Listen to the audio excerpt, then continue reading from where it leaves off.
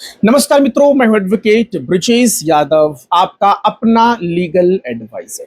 दोस्तों, हमारे एक यूट्यूब के सब्सक्राइबर और एक रेगुलर व्यूअर ने हमसे एक प्रश्न पूछा है कि सर जी, मैं मल्टीपल लोन्स का डिफॉल्टर हूं और मैंने बैंक और एनबीएफसीज के साथ में एकदम रेगुलरली कोऑर्डिनेट करके, कम्युनिकेट करके, अपनी दिक्कत समस्याओं को उनके साथ में साझा और शेयर करके बैंक और एनबीएफसीज को मैंने लीगल प्रायर नोटिस भी भेजी।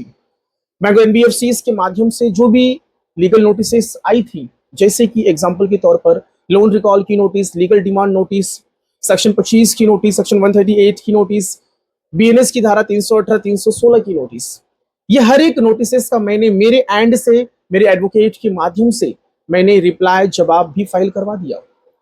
उसके बाद आगे चलकर लोन अकाउंट थोड़ा पुराना हुआ, फिर मैंने धीरे धीरे करके बैंक से बातचीत करके कुछ बैंकों ने, कुछ लोन कंपनियों ने मुझे सामने से ऑफर दिया लोन सेटलमेंट का।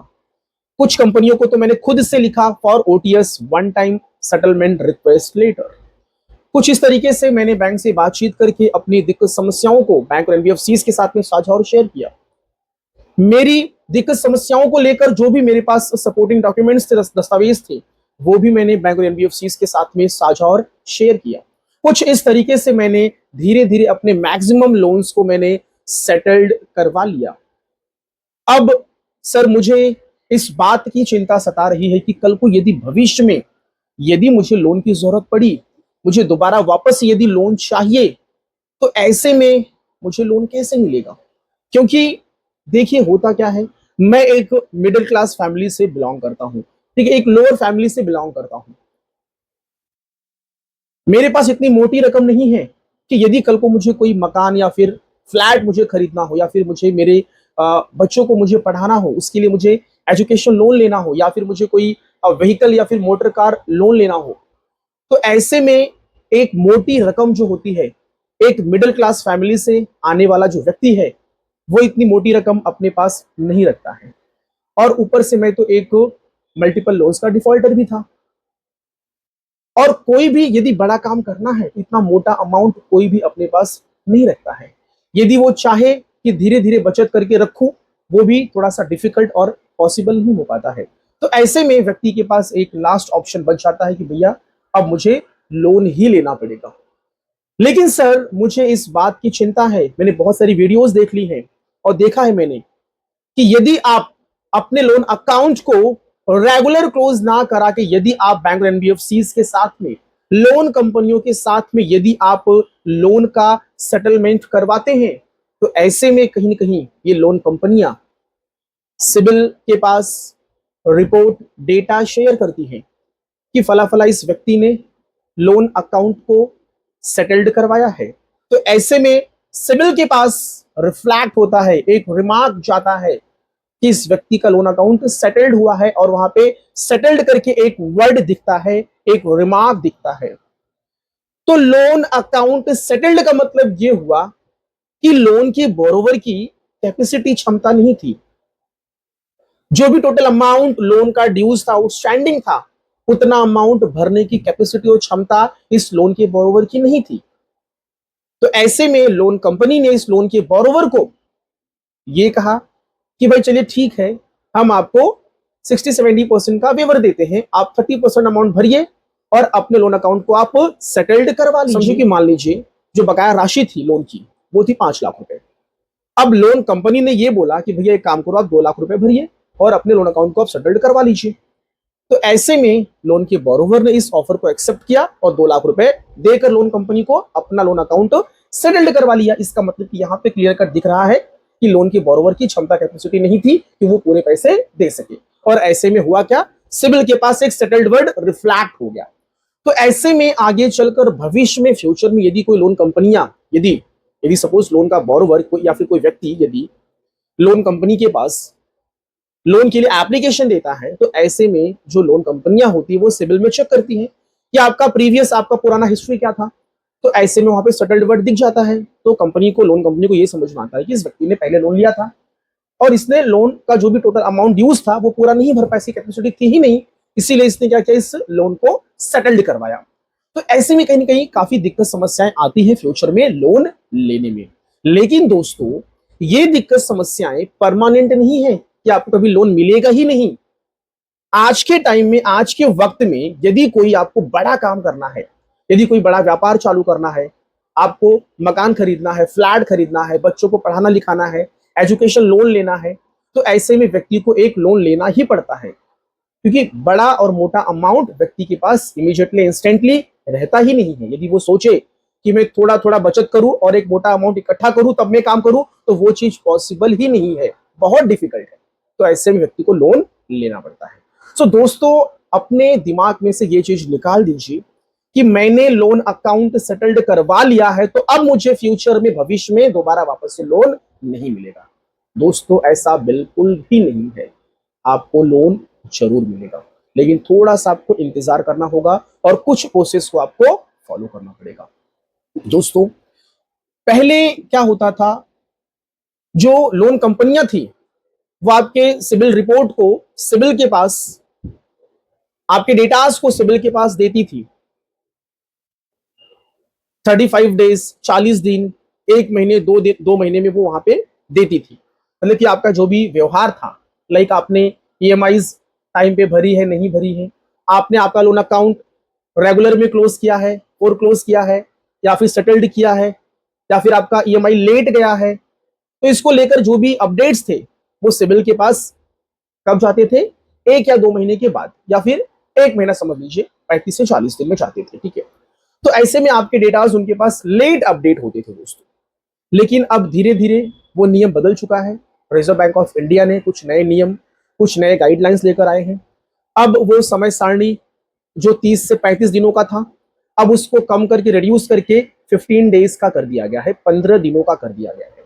तो ऐसे में यदि आपका कोई भी आपका लोन्स है और उसमें यदि आपका कोई भी सेटलमेंट होता है, रेगुलर आपका क्लोज होता है, आपकी ईएमआईज जा रही हैं, लेट ईएमआई जा रही हैं, आपकी ईएमआईज बाउंस हो रही हैं, आप मल्टीपल लोन्स आपने ले रखे हैं, तो इसका पूरा अपडेट्स अब 15 डेज में, हर महीने की 15, मतलब बोलते ना कि महीने में 2 बार, 15 डेज पर आपका जो भी है वो डेटाज सिबिल के पास अपडेट किया जाएगा।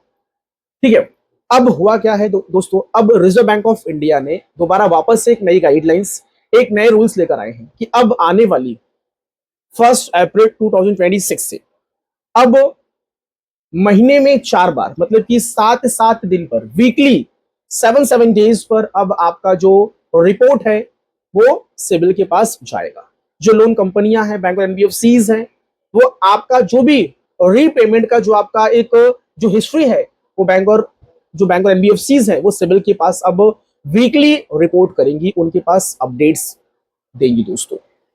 तो ऐसे में क्या होगा, अब रियल टाइम में आपको आपके सिबिल का आपको अपडेट्स मिलेगा।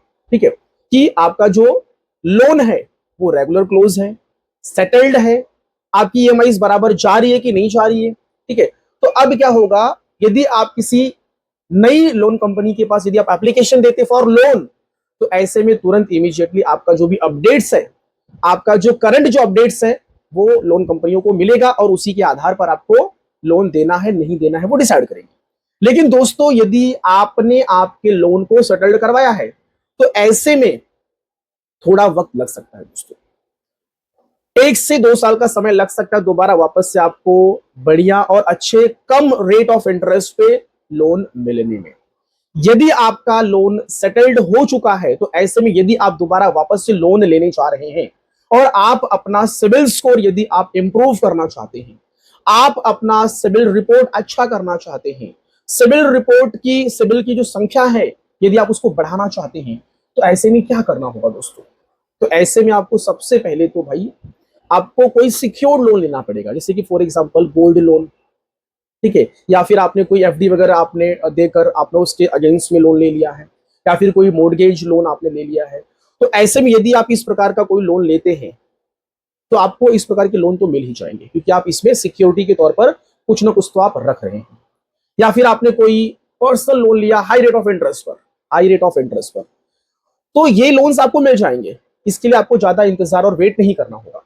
तो यदि आप ऐसा कोई लोन लेते हैं, जैसे कि आपने कोई कंज्यूमर ड्यूरेबल लोन ले लिया, एक अपने सपोज फॉर एग्जांपल आपने मोबाइल आपने लिया, फ्रिज लिया, टीवी लिया, एसी लिया, या फिर आपने टू व्हीलर लोन ले लिया, ठीक है।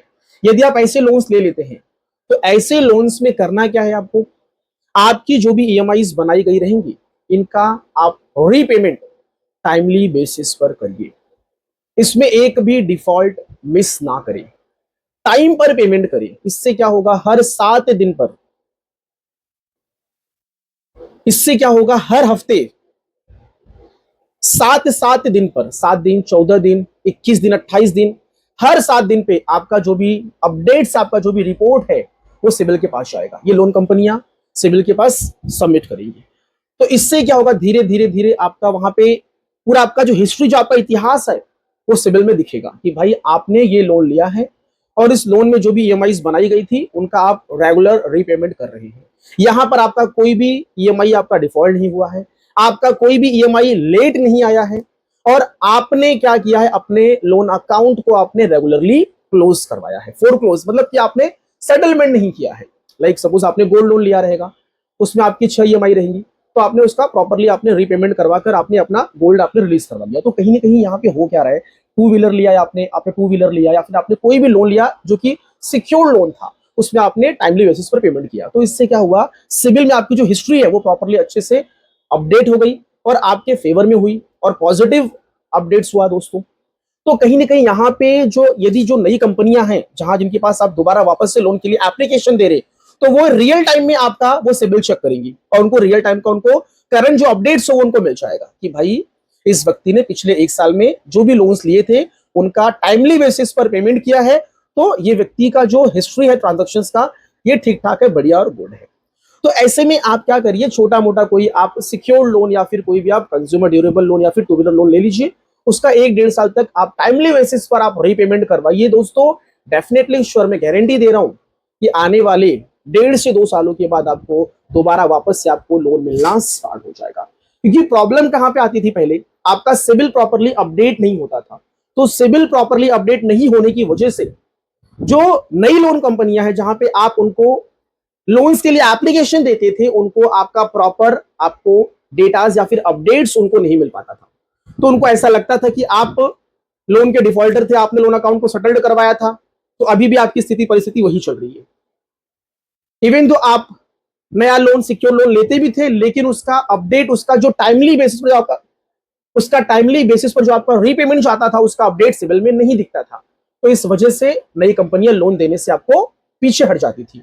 लेकिन अब ऐसा नहीं है। रिजर्व बैंक ऑफ इंडिया ने अपनी नई गाइडलाइंस में क्लियर कट कर दिया है कि आने वाली 1 अप्रैल 2026 से 1 अप्रैल 2026 से अब सारी फाइनेंशियल इंस्टीट्यूशंस, लोन कंपनियों को, बैंक और एनबीएफसीज को एक लोन के बोरोवर का जो भी रीपेमेंट का जो भी उसका शेड्यूल था, टाइमली बेसिस जो पेमेंट्स था, उसका पूरा हिस्ट्री, चाहे लोन अकाउंट रेगुलर क्लोज हो, सेटलमेंट हो, कुछ भी हो, उसका प्रॉपरली अपडेट्स हर वीक, हर हफ्ते सिविल के पास भेजना होगा और वो सारे डेटाज वहां पे सिविल में क्या होंगे, अपडेट होंगे दोस्तों। यदि आपको ऐसा कुछ लग रहा है कि आपने टाइमली बेसिस पर आपने रीपेमेंट करवाया है, आपने फोर क्लोज करवाया है, रेगुलर लोन अकाउंट क्लोज किया है और ऐसे में सिविल में आपका अपडेट्स नहीं दिख रहा है, काफी समय हो गए हैं, तो ऐसे में आप सिविल में विथ एविडेंस डॉक्यूमेंट्स के साथ में आप डिस्प्यूट रेज कर सकते हैं और अगले 60 दिनों के अंदर सिविल को इसके ऊपर एक्शन लेना होगा। इस पे जो भी करेक्शन करना होगा, बैंक और एनबीएफसीज को जो भी उनसे रिपोर्ट मांगनी होगी, वो आपके इस इश्यूज को वो रिजॉल्व करेंगे दोस्तों, क्योंकि रिजर्व बैंक ऑफ इंडिया की नई गाइडलाइंस और नया रूल्स आ चुका है। तो ऐसे में अब आपको बिल्कुल भी घबराना, डरना नहीं है, पैनिक नहीं होना है कि मैंने लोन अकाउंट को सेटल्ड कर लिया है तो अब दोबारा वापस से मुझे लोन नहीं मिलेगा। आपकी स्थिति परिस्थिति खराब थी, तभी तो आपने लोन अकाउंट को सेटल्ड किया, आपने लोन अकाउंट को रेगुलर में जाकर क्लोज नहीं करवाया। देखिए, लोन अकाउंट को रेगुलर में क्लोज करवाना अच्छी बात है। इससे क्या होगा, आपका सिविल स्कोर अच्छा इंप्रूव होगा, आपको दोबारा वापस से फटाफट आपको लोन भी मिलेगा। लेकिन यदि आप लोन अकाउंट सेटल्ड करवाते हैं तो थोड़ी समस्याएं, दिक्कत आती है लोन मिलने में। आपको 1 से 2 साल लग जाते हैं आपको अच्छे रेट ऑफ इंटरेस्ट में लोन मिलने पर दोस्तों। तो ऐसे में मैं आप सभी लोगों से एक ही बात बोलूंगा, यदि पैसे हैं तो रेगुलर में जाकर अपने लोन अकाउंट को आप क्लोज करें, सेटलमेंट के लिए ना जाए। यदि स्थिति परिस्थिति बहुत खराब है तो ही आप लोन सेटलमेंट के लिए चाहिए, दैट्स इट। बाकी अपने दिमाग से ये चीज निकाल दीजिए कि मेरा दोबारा वापस से मुझे लोन नहीं मिलेगा। दोस्तों, लोन पहले भी मिलता था, अभी भी मिल रहा है और आगे भी मिलेगा। मल्टीपल लोन्स कैसे मिल गए आपको, तो वैसे आगे भी आपको लोन्स मिलेंगे। आप बिल्कुल भी ऐसा सोचिए मत। ठीक है, थैंक यू सो मच, धन्यवाद, जय हिंद, जय भारत।